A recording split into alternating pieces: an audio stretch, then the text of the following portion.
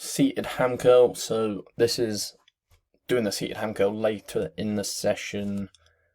So it's a lengthened bias. So lengthened being how stretched out the muscle is.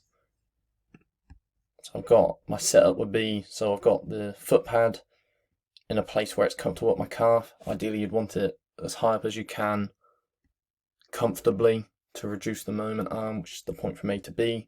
I've got my knee aligned with the axis of rotation, so what everything rotates on, and this pushed down onto my quads as tight as it can go comfortably, and then I'm grabbing this and pulling myself forward, so I'm not trying to flex my spine and curve it, I'm just trying to move my body closer here to create a smaller angle at the hip, so hip flexion being what I'm in now, so that hip flexion, if my legs were to get closer to my torso, that'd be more hip flexion.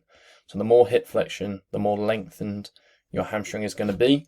So if you were doing this at the start of your session, say you haven't got a lying ham curl or something, you'd probably want to just sit back and have less hip flexion, because then it's easier to get the hamstring shorter. And obviously the goal here isn't getting it short, it's just training it in its length and range. So I'm still getting it short, but once I fail getting it short, I just go from lengthened to mid. So mid will be like just a bit over halfway.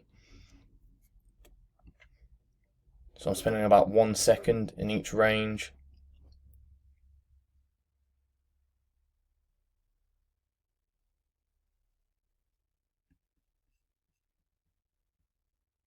So what would be helpful here is a seat belt. So if my hips start to come forward, then I have less hip flexion, and then my hamstrings are less lengthened, which is obviously counterproductive, because the goal here is keeping your hamstrings lengthened and just training it in that range. So eventually here I'm kind of just struggling to even train lengthened to mid, and that's kind of when you know you've reached your failure point. So there I was having to chuck it, and I knew the set was done.